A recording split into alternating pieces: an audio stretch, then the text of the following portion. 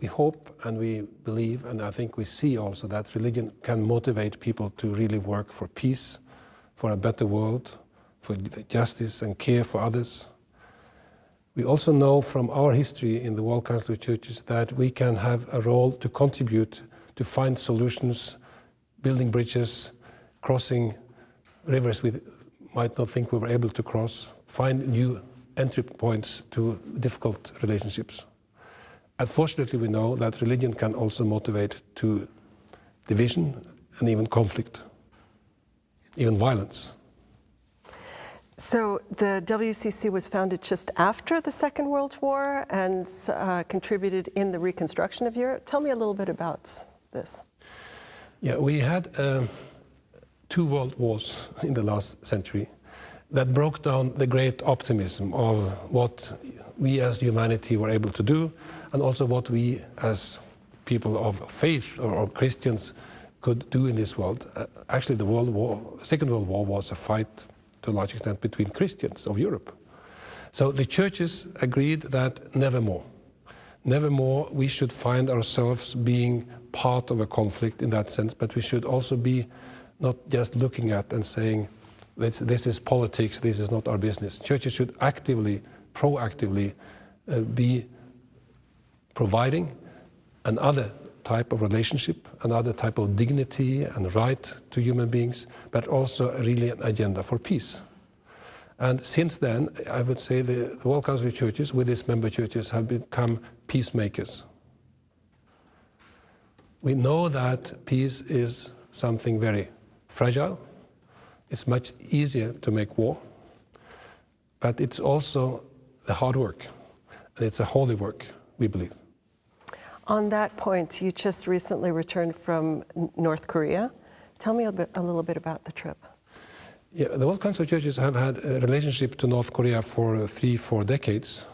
Among the institutions they have related to and invited to North Korea for visits many times, but we have also tried to gather church leaders from South Korea and people from North Korea outside the Korean peninsula for many years to find new bridges and new entry points. So this visit was in a row of many visits, but we were very happy to be invited at this time when there is really a sign of a spring for peace. And the great summit and declaration between North and South Korea from 27th of April apparently had changed the mentality both in the South and in the North. We met with our contacts in the church there, but also with the leadership of the country, the number 2, Kim Jong-nam, who affirmed very strongly their commitment to find peaceful solutions now with South Korea, based on the Panmunjom Declaration. So you see this as another sign of North Korea wanting to open to the rest of the world? I think so, and I think it is important to at least give this peace a chance, and not to put all kind of ultimates or pressure on any part from the very beginning, but really try to develop this track that has started so well. News is moving very fast, but are you hopeful that the meeting between President Trump and Kim Jong-un is going to take place in spite of North Korea pulling out of the inter-Korean talks? Well, we hope, and in the churches we also pray that this will happen. It would be an opportunity to find a new roadmap for normalizing the relationship between North Korea and other parts of the world, but particularly also with South Korea and their neighbors. And we believe that it's actually in the interest of both countries, very much in the interest of both countries, to find a peaceful way out of the escalation of the conflict we have seen the last year. Do you have a role in trying to bring the 2 parties together politically as well? Not directly. Not in this case. I mean, in some other conflict areas we have had through the years. For example, in Sudan. But at this particular stage in the Korean conflict, we play the role of trying to bring motivation, ambitions, and visions, as also it was said from the South Korean side, which are important to say, somebody has to believe that this is possible and show that we can have normal relationships with both parties. And I think that is our role of contributing to the normalization and contributing to the trust that we need to build between us. So you were also involved in peace talks in Colombia. Tell me a little bit about that. Yeah, the World Council of Churches have had several initiatives related to Colombia. One was, or two of them, was visiting Colombia this spring with several groups, people from all over the world, visiting parts of Colombia where people have really been suffering from this war and this conflict, but also meetings with the government, with President Santos, and contributing to the process of peace by saying, we believe it is possible. We could also offer support in terms of supporting both them and the other parties in the conflict and say it is not a time to pull out, it's time to move forward, even if it's difficult. In addition to that, we have a member church there who also is an important part in defining where should these people of Colombia now move forward. Not only to make a peace agreement, but to build the peace in the local communities when there is an agreement. Switzerland was also involved in these talks. Do you interact with Switzerland on some of these peace discussions? Not particularly on this one. We have good relationship to the Swiss authorities in relating to some of the conflict areas where we are also involved, for example, Syria. What exactly are you doing then in that case, in the case of Syria? Well, we have tried to facilitate conversations among those who are on the different sides in the conflict in Syria, and try to build a conversation about what Syria do we want for the future, where we all should be able to live together. And that is a process that takes time, but also we see some fruits coming from it. Do you engage with other religions in the case of these types of negotiations, such as in Syria? Well, in some cases, definitely. For example, we have been involved in what we could call the rebuilding of Iraq, as we have tried to support particularly the Christian presence there, but we have also been asked, for example, to convey a meeting of all religious leaders in Iraq recently to have a conversation about how can this be this mosaic of different communities of faith that really trust one another and are able to live together in Iraq in the future. So sometimes we are asked to have that role. So the Ecumenical Center here in Geneva is full of various NGOs, and you're just a few hundred meters from most of the organizations that are here in Geneva. How do you see your role in International Geneva?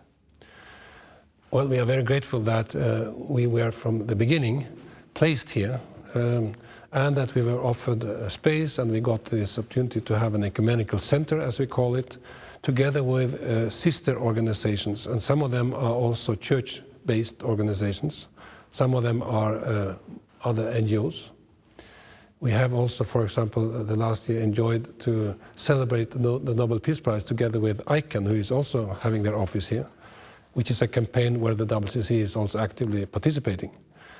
But we have many relationships to the other institutions here in Geneva, particularly the international organizations working for human rights. We have close cooperation with WHO, UNAIDS, with ILO, with the High Commissioner for Refugees, but the High Commissioner for Human Rights, but also, for example, with the World Economic Forum and other organizations that try to work for a better world, using our different networks and also representing our constituencies in these conversations. This year you're celebrating 70 years since your creation, and the Pope will be visiting in just a few weeks. What does his trip represent? It represents a history. At least more than 50 years of our 70 years, we have been working closely with the Vatican. After the Second Vatican Council, when the Roman Catholic Church opened up for this dialogue with other churches, the relationship to the World Council of Churches has been one of the strong lines. Today we see that huge differences in terms of historical given differences, but also convictions of faith, which are very deep convictions, can be overcome, and we can find both expressions of unity, of fellowship, but also say, actually, we have a common agenda. We want to do the same. We want to serve the world together. And I think Pope Francis' visit now is a very strong message, not only to Geneva or Switzerland, but to the whole world, and particularly to our churches around the world, that this is a time to celebrate that we are able to cooperate and work together, and that we commit ourselves to do that in the future. Do you see him trying to take a role as ambassador of the ecumenical movements now? Well, we say that there is only one ecumenical movement to which also the Roman Catholic Church belongs. And his role and as a leader of the biggest church community in the world, by far, saying in many ways that let us do together what we can do together. And the theme for his visit is what we have agreed, walking, praying and working together. That fits also very well to how we understand this ecumenical movement as an openness to one another, but also a commitment to say we are here and we are united for the sake of the world, not for our own sake and not for our own interests, but for the better world. Your movement includes 348 member churches, but the Catholic Church, as we said, is not part of this movement. Why is that? Why would they not join the WCC? Well, I would say they're part of the movement, but they're not member in the organization. I think there are many reasons that have made it not so natural for them to become a member. They are twice the size of all of us together, to say one thing. What we have developed instead is that we have very strong cooperation on issues of theology, on mission, but also peace issues, issues of relating to the challenges of serving refugees, how do we work for the environment together. And they are also members in some of our commissions, full members, and they contribute a lot. So the model of cooperation we have today is very strong, and membership is not really the issue on the table.